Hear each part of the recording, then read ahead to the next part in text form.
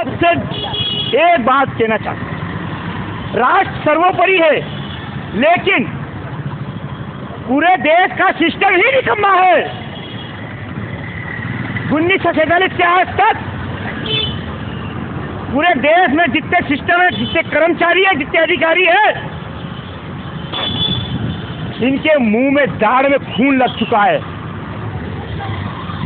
Ration card बनवाना हो 12 साल हो गए,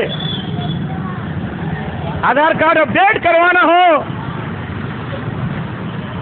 समग्र आईडी अपडेट करवाना हो 3 साल हो गए। मुझ जैसे कारगिल युद्ध के जिसने 1 महीने तक निःशुल्क सेवा दी कारगिल में, उस जैसे व्यक्ति का बीपीएल का राशन कार्ड बनाने के लिए इनको 2000 रुपए चाहिए। कहाँ है तुम्हारा महापौर? तुम्हारा सिस्टम निकम्मा है, अधिकारी रिश्वतखोर है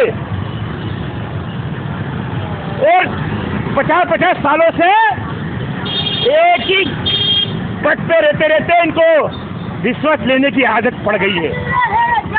कोई रिश्वत नीचे से लेता है, कोई गिफ्ट के रूप में लेता है।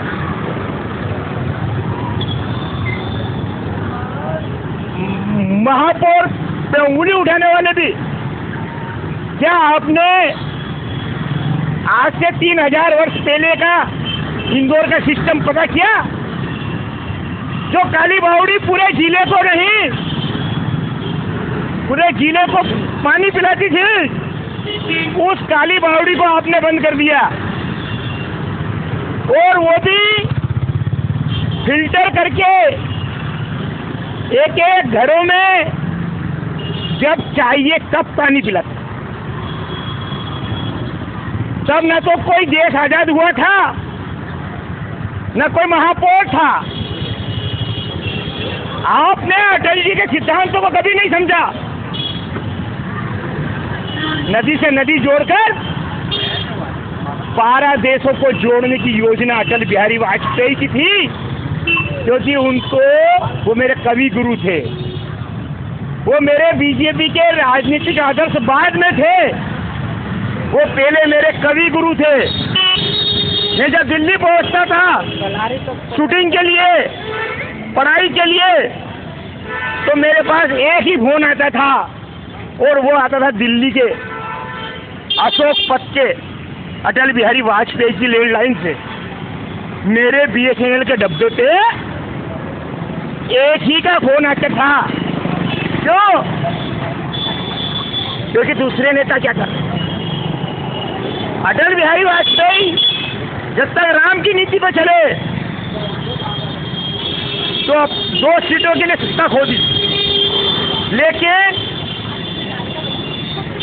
किसी ने अभी तक अटल बिहारी वाजपेयी को नहीं समझा। वो व्यक्ति जब चाहे घर बसा सकता था, लेकिन सिर्फ अपने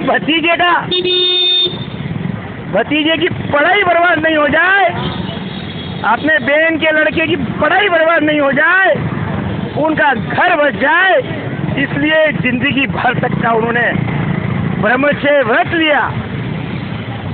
ऐसा अखंड भारत का बनाना देखने वाला अटल बिहारी वाजपेयी, जिसकी आवाज से विपक्ष पूरा खड़ा हो जाता था।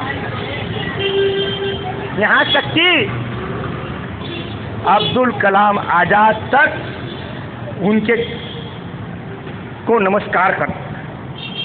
उन्होंने 2014 तक किसी भी कांग्रेस के व्यक्ति से हाथ नहीं मिलाया था, लेकिन जब 1999 में सत्ता गई तो सिर्फ एक व्यक्ति से हाथ मिलाया, वो व्यक्ति था अब्दुल कलाम आजाद। क्यों? अब्दुल कलाम आजाद की एक पुस्तक संसद की लाइब्रेरी में मैंने पढ़ी थी, जो उन्होंने उर्दू से हिंदी में अनुवाद करी थी। उस पुस्तक का नाम था विलुप्त होती हिंदू नस्ल। मुझे नहीं पता वो किसने लिखी थी, लेकिन उसका अनुवाद करने वाला हिंदुस्तान में तो क्या पूरे विश्व में कोई नहीं था। उसमें उन्होंने लिखा मैं मुसलमान कौम में पैदा जरूर हुआ हूँ, लेकिन सबसे पहले मैं भारतीय हूँ, और भारत की मिट्टी में पैदा होने के नाते मेरा फर्ज है कि मैं शाकाहारी बनूं। राष्ट्र सर्वोपरि है, मगर सिस्टम निकम्मा है।